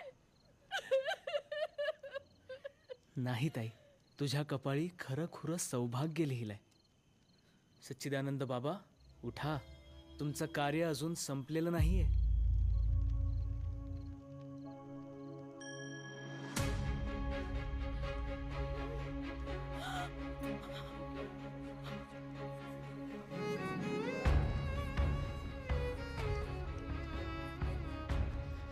स्नान संध्या न घडे येका, तयासी कर्म अतिजड देखा. ते जीव उद्धरले उद्धरले, ज्ञान देवी मुक्त झाले. सच्चिदानंद बाबा साचा, त्यासी प्रसाद ज्ञान देवाचा. दुसऱ्या दिवशी सकाळी मुक्ता सोपानानं देवळाच्या मंडपात दगडी खांबालगत आसन मांडलं. समोर गीता ग्रंथ ठेवला. सच्चिदानंद बाबांनी लेखन साहित्य सज्ज केलं. ज्ञानेशाने निवृत्तीला वंदन केलं आणि तो खांबाला टेकून बसला. ज्ञानेशाचं लक्ष मुक्तेकडे गेलं. तो मनी म्हणाला, मुक्ता, तू साक्षात चित्कला, आद्यशक्ती, आदिमाया. सोबत राहा बरं. ओम नमो जियाद्या वेद प्रतिपाद्या. जय जय स्वसंवेद्या आत्मरूपा. देवा तूची गणेशु सकलार्थमती प्रकाशु. म्हणे निवृत्तिदासु अवधारी जोजी.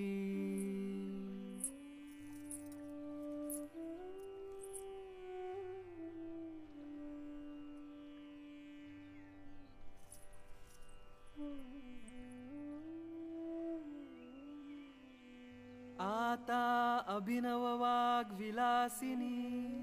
जे चातुर्यार्थ कला कामिनी ते श्री शारदा विश्वमोहिनी नमिली मिया. जे दिठीही न पाविजे ते दिठी विण देखिजे. जरी अतींद्रिय लाहिजे ज्ञान बळ.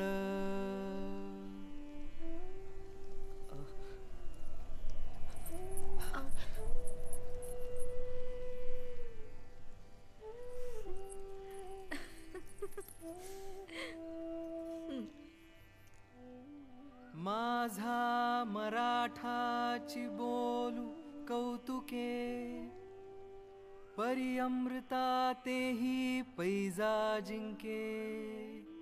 ऐसी अक्षरे रसिके मेळवीन.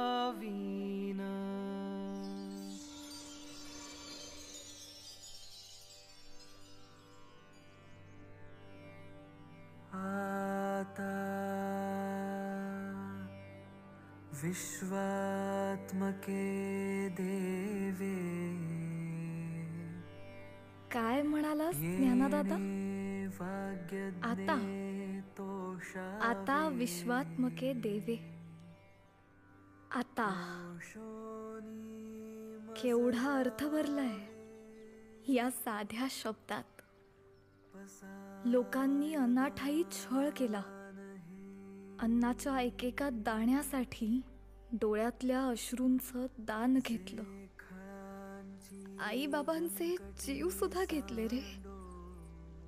या सगळ्यांना क्षमा करून माझ्या दादा तू म्हणतो आहेस ज्याला जे हवे ते त्याला मिळू दे.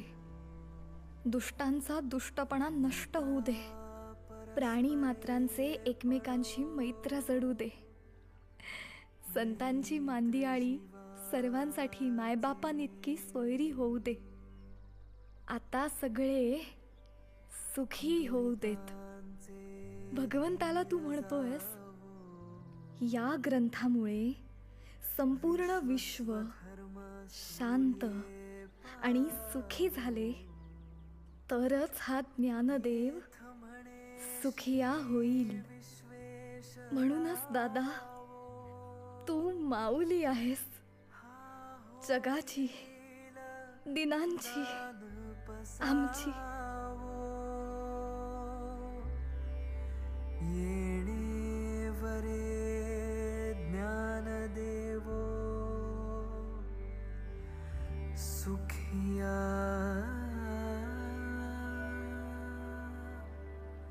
झाला.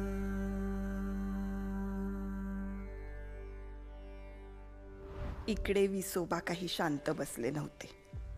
ते तापी नदीच्या तीरी योगीराज चांगदेवांच्या आश्रमात पोहोचले. या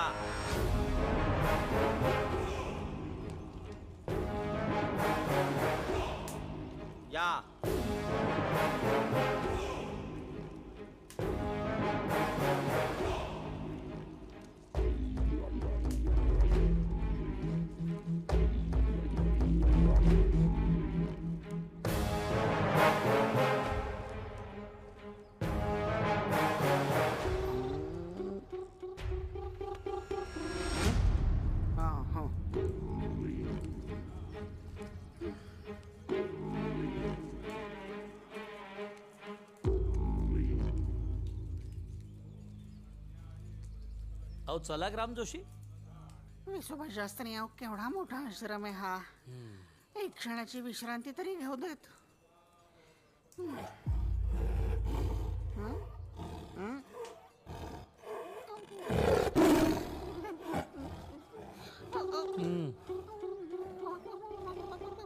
घेताय विश्रांती? चला.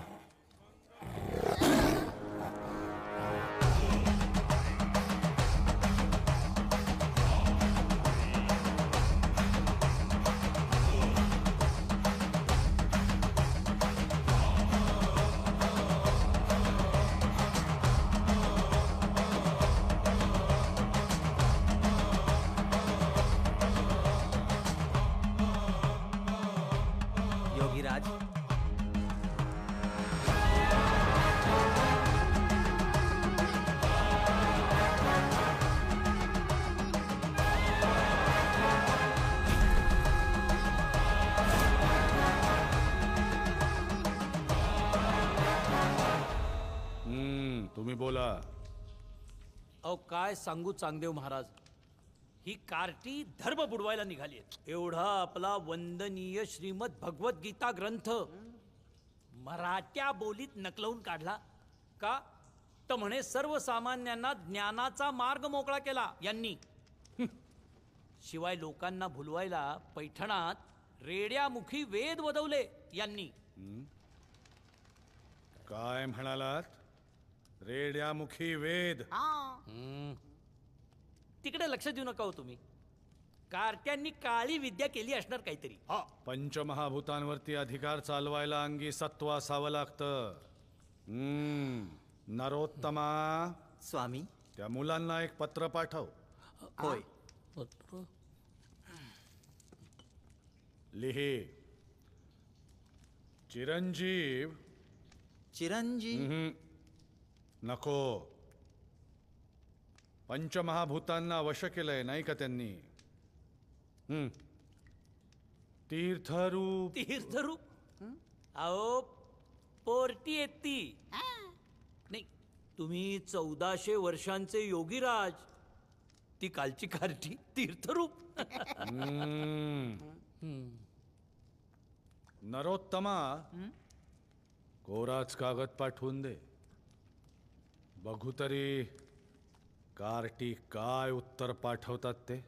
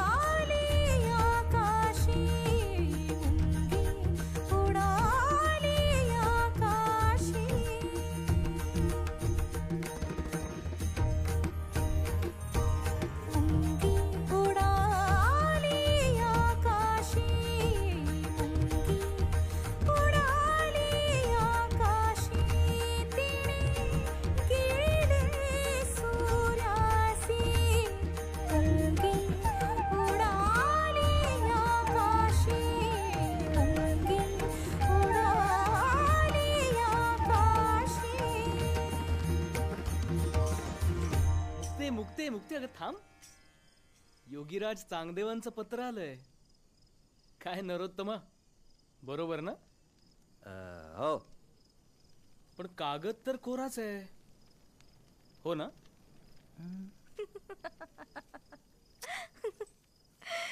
दादा, हे आखरीत बघ. 1400 वर्षे तप करूनही हा कोराच. अगं पण हे चांगदेव आहेत कोण? महायोगी. परमयोगी. मावशी, अगं हे परमयोगी तापीतिरी असतात. आपल्या चमत्कारांचं पोषण करण्यात आणि अहंकार वाढवण्यात त्यांनी शेकडो वर्ष वाया घालवली आहेत. मुक्ते, तप केले आहे. या ज्ञानेश्वरांनी पैठणास रेड्यामुखी वेद वदविले म्हणे ते स्वामीस कळाले. हो, आणि त्यांच्या अहंकारात कापराची आहुती पडली. आणि बरं का निवृत्ती दादा,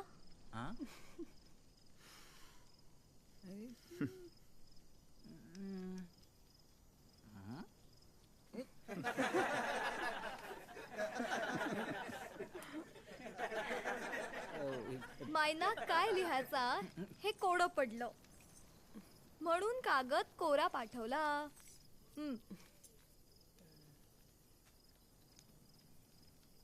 बरं का ज्ञानेश्वरा, पत्रास छानस असं उत्तर दे. काय सोपाना? रामकृष्ण हरी. आज्ञा दादा. 65 ओव्यांचं हे उपदेशपर पत्र पाहून चांगदेव चांगलेच भडकले. नरोत्तमा स्वामी, प्रस्थानाची सिद्धता कर. जशी आज्ञा स्वामी.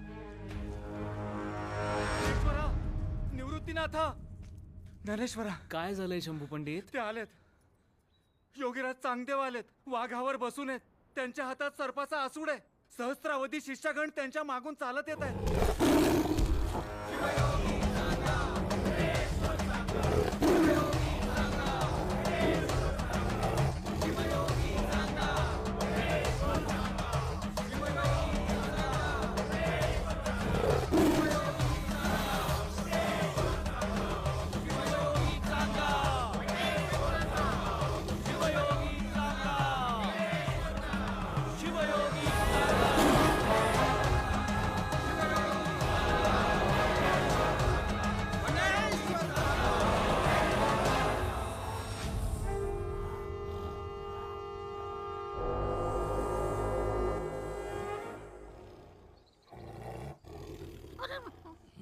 काय हो विसोबा शास्त्री, आली नाहीत ती पोरं? घाबरले असतील, दुसरं काय.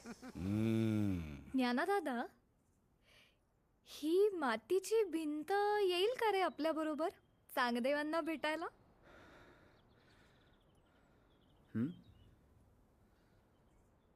माती माऊली, चलशील?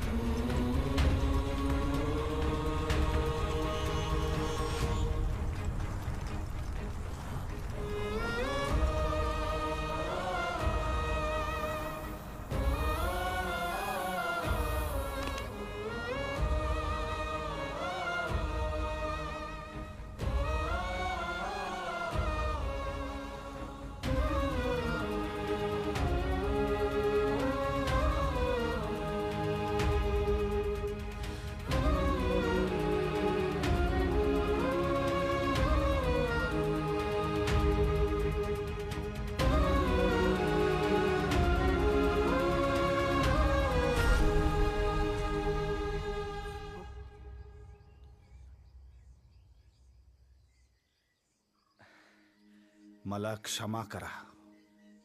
केवळ सजीवांवर अधिकार गाजवून मी स्वतःला योगीराज समजत होतो, परंतु अचेतन मातीच्या भिंतीवर देखील तुमचा अधिकार चालतो. पंचमहाभूतांना सहज दास करू शकता तुम्ही, परंतु तुम्ही त्यांच्याशी मैत्र जडवलंय. धन्य आहात तुम्ही. व्यर्थ आहे माझं 1400 वर्षांचं आयुष्य, व्यर्थ माझी योग साधना, व्यर्थ माझा अहंकार. मला तुमचा शिष्य करून घ्या, योग्य मार्ग दाखवा.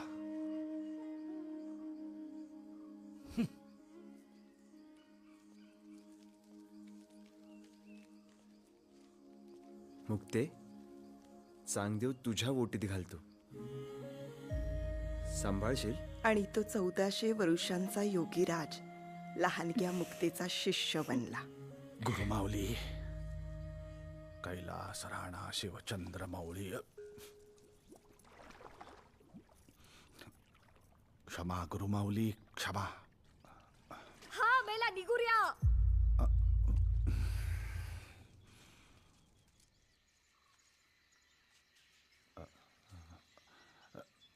गुरुमाऊली, आपण मघा मला निगुऱ्या म्हणालात.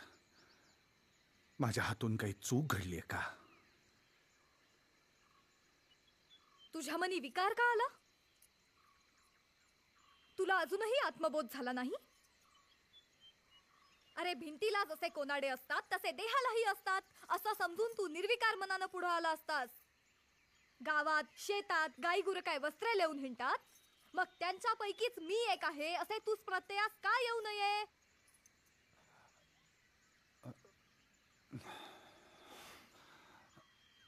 अरे आत्मरूपी पडिली दिठी. चांगया पाहे सर्व सृष्टी, चर्मचक्षुने न लक्षी, ज्ञानदृष्टीने परीक्षी.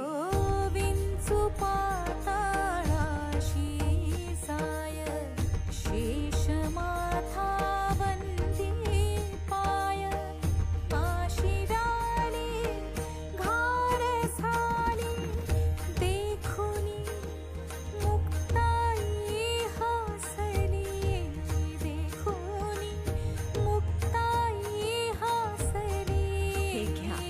मुंगी उडाली आकाशी, मुंगी उडाली आकाशी. काय रे, इकडे काय करतोयस?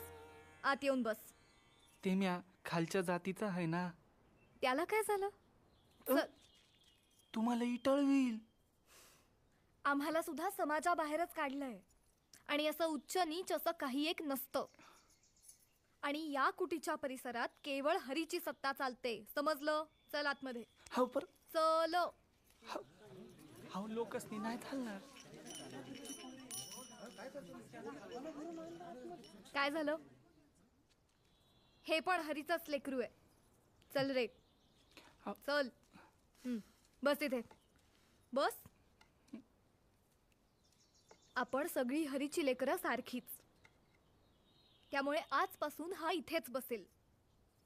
आणि तुम्हाला काय झालं? बसा. बस बसा.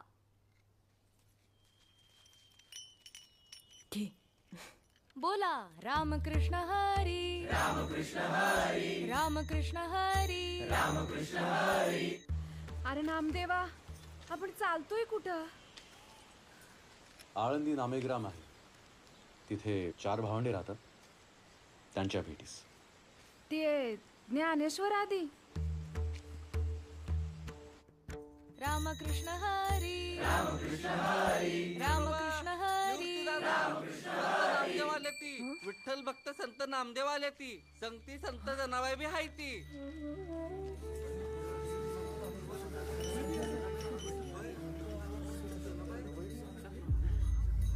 रामकृष्ण हरी. पांडुरंग पांडुरंग. या चला. नामया, तुम्ही निवृत्तींना उलट नमस्कार नाही केलात? नामा म्हणे, काय बंधू यांचे चरण, अंगे परब्रह्म मजपाशी. पांडुरंग, रोज विठ्ठलाशी मी बोलतो, ह्या पोरांना नमस्कार करून मी लहान खाऊ. पांडुरंग पांडुरंग. पण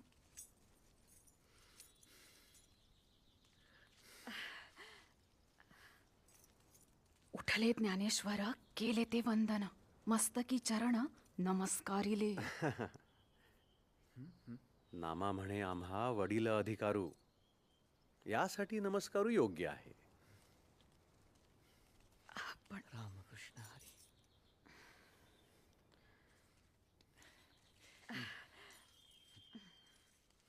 आला तो सोपान वंदी येले त्या पायी, पांडुरंगा ठाई मानी येला.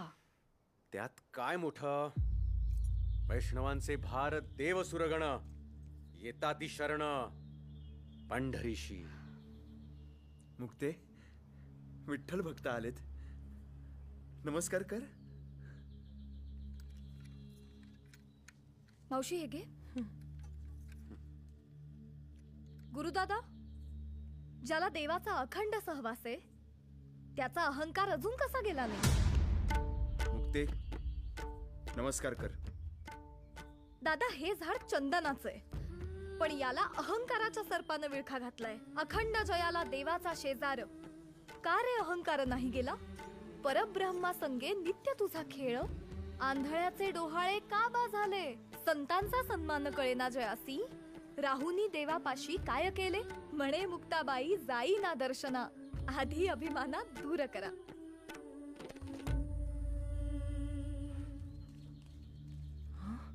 मुक्ताई, ह्या चंदनाच्या झाडाला, विळका घातलेल्या सर्पाला चांगलंच ठेचलंस का? बरं झालं, चंदनाचं झाड मोकळं झालं. मडकं कच्चच आहे अजून. काय केलं पाहिजे म्हणजे सन्मार्ग कधी सापडेल? गुरु हवा त्यासाठी. हे कच्च मडकं गोरोबा काकांकडे घेऊन जा. म्हणे मुक्ताबाई पुरे ते दर्शन, गुरु विण संतपण आहे कोठे?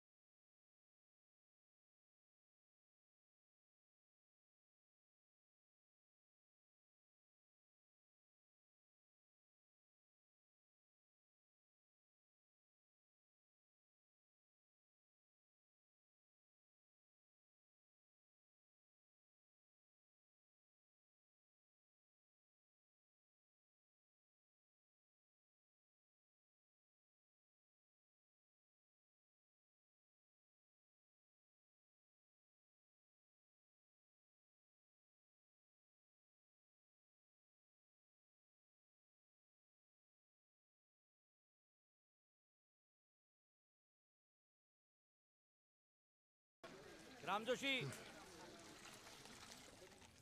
इकडे या. काय शास्त्री? तुमचा आमचा परिचय आहे ना? हो आहे ना. मग इथे धडधडीत समोर बसलेलो असताना दुर्लक्ष करून जाता कसे? काय ना शास्त्री, तुमच्याकडून आता काही होईना. तुमचा सूर्य मावळला, मग उगवत्या सूर्यास दंडवत घालायला नको म्हणून हा शिधा घेऊन सिद्ध बेटास निघालोय. त्या लेकरांच्या पायी नतमस्तक होऊन पापांची क्षमा मागणार आहे. क्षमा करा शास्त्री. इथून पुढे तुमच्या कर्मात माझा सहभाग नसेल. राम जोशी, राम जोशी,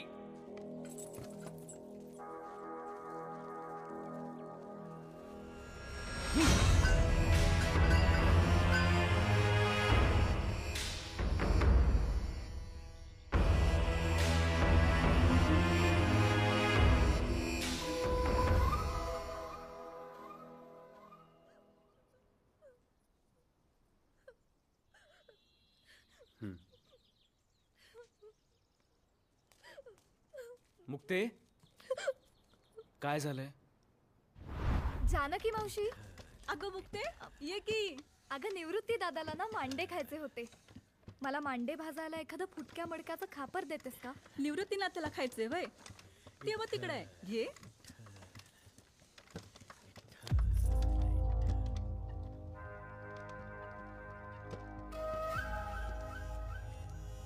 मांडे खायचे? मांडे खायचे त्या निवृत्त्याला. इथं तुमच्या बाई उपाशी राहिलोय मी. जीवाला ताप होतोय माझ्या आणि तुम्हाला मांडे खायचे चोचले सुचतायत. चल निघ कार. अहो विसोबा. अहो शास्त्री भाऊ असं काय करताय? अहो लहान लेकर आहेत ती. फुटकं खापर तर मागितलंय त्यांनी. आज खापर मागतायत, उद्या जीव मागतील. अहो असं का बोलताय सा? देवाघरची मुलं आहेत ती. त्यांना बी गोडधोड खावंसं वाटत असेलच की. गोडधोड यांना पहिले तुलाच अद्दल घडवली पाहिजे. चल तिकडं.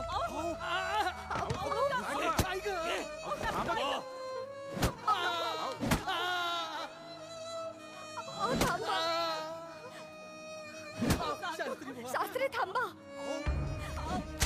शास्त्री काय चालवलंय? मावशी. शास्त्री थांबा ना. कळलं मला. आम्हाला शिक्षणाचाच काय, साधं जगण्याचाही अधिकार नाहीये. किमान अन्नावर अधिकार असेल असं वाटलं होतं, पण तोही नाहीये हे तुम्ही दाखवून दिलं. आज अन्न खाण्याची इच्छा धरली हे आमचं पाप. त्याची शिक्षा या विचारांना देऊ नका. मी पाया पडते तुमच्या.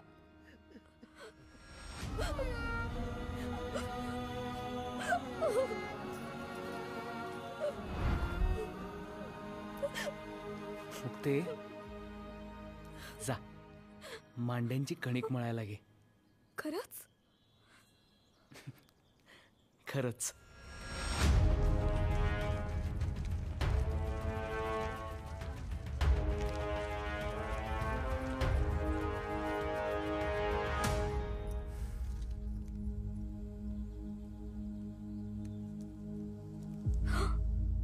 गुरुदादा, अरे हे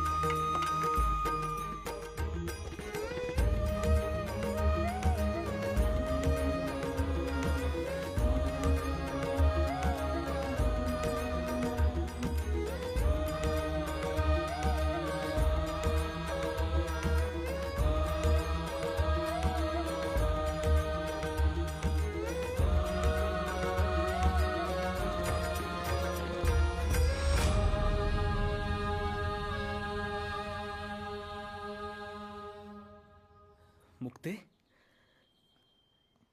अगं विसोबा शास्त्री भुकेनं व्याकुळ झालेत. त्यांना आधी मांडे खायला घाल बघू.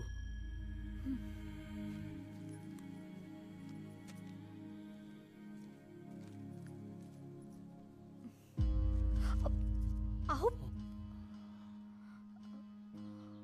तू खरोखरच माऊली आहेस. आजवर मी खूप छळलं तुम्हाला. तुमचे आई वडील तुमच्यापासून हिरावले, पण खरंच सांगतो, तुम्हाला त्रास देताना मी माझं सुख, समाधान, शांती सगळं हरवून बसलोय. रोजच्या झोपेला देखील पारखा झालोय मी. मला आता शांतता हवी आहे. माझे अपराध पोटात घ्या. या ओझ्यातून मला मुक्त करा माऊली, या ओझ्यातून मला मुक्त करा.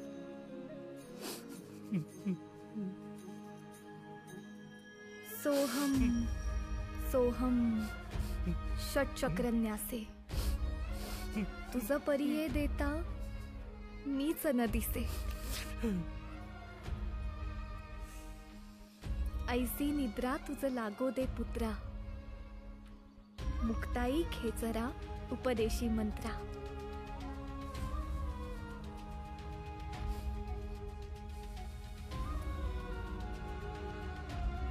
रामकृष्ण हरी. रामकृष्ण हरी. आणि विसोबांची संत विसोबा खेचर होण्यास सुरुवात झाली.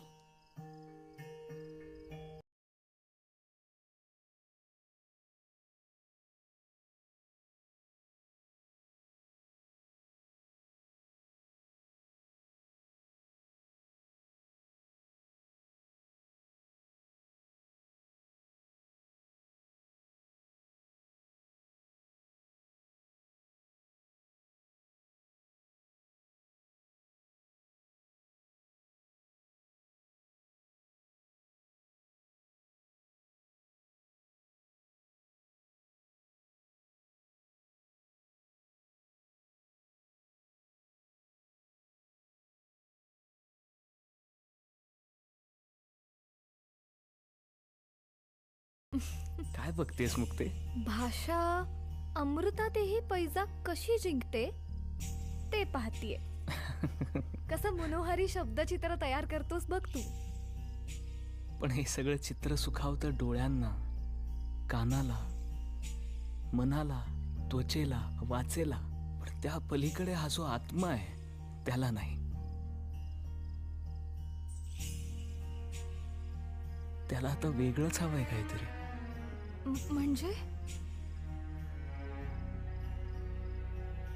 ज्ञाना, नेमकं काय होते? काही सांगायचंय की काही विचारायचंय? गुरुदादा, आत्मा अनंत आहे हे आपण सगळेच जाणतो, पण तो अक्षयी असला तरी जागा बदलत राहतो.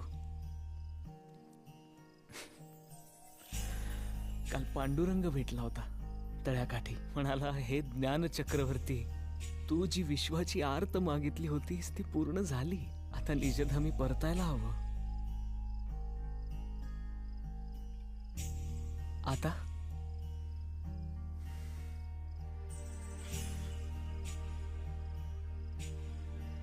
आता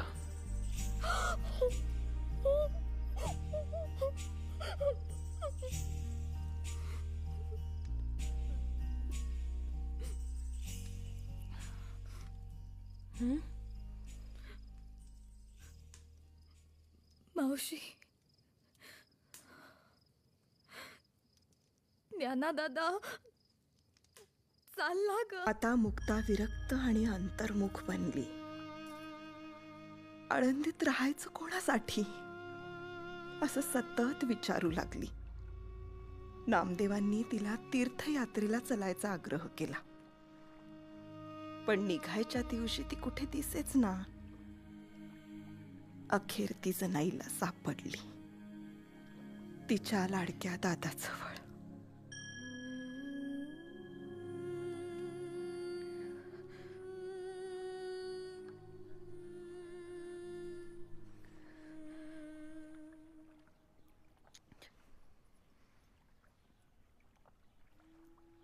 मुक्ताई, चलायचं ना? सगळे वाट पाहत आहेत.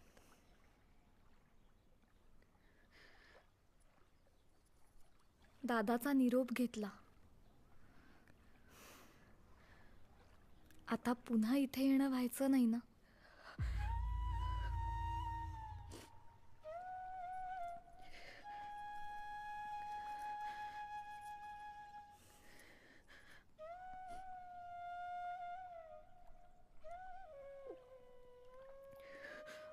तीर्थयात्रेत सासवड गावामध्ये सोपान देवानी समाधी घेतली. मुक्ते, काहीच का ग वाटत नाही तुला? मार्ग तो मोकळा झाला आम्हा.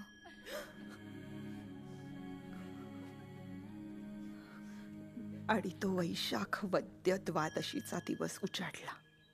आम्ही सगळे नदीकाठी विसावलो होतो आणि अचानक दाटून आलो.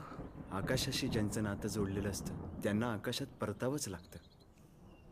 सामान्य जनांसाठी त्यांना मातीचा कण होऊन राहावं लागतं.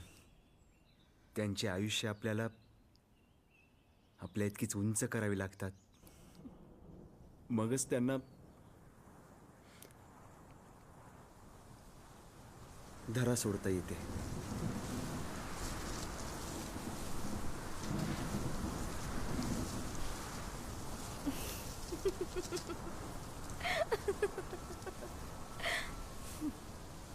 गुरुदादा, येऊ का असं विचारणार नाही. जाऊ?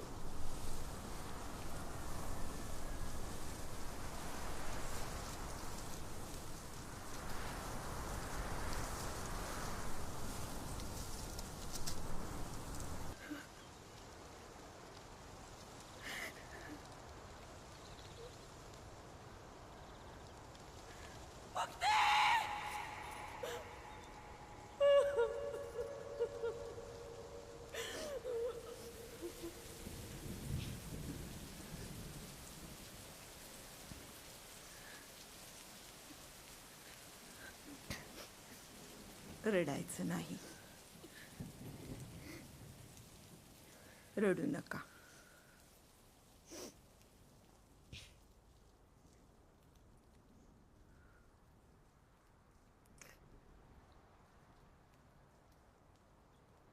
पाऊस थांबलाय आता. तुम्ही जा बरं तुमच्या घरी. मीही जाते.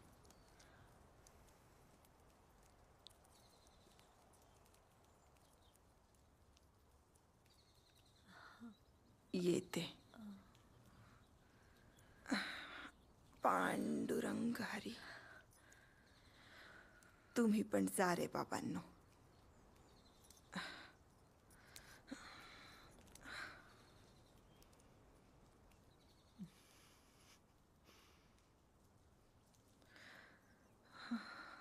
ज्ञानोपा येते.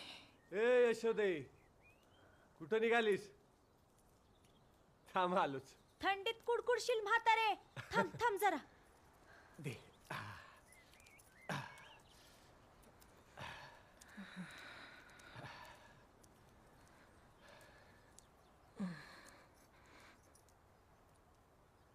ही घे माझी घोंगडी. तुझे ज्ञान आणि मुक्ता सारखे मागायचे. चल ग बाय, आता राहील घोंगडी नीट. चल.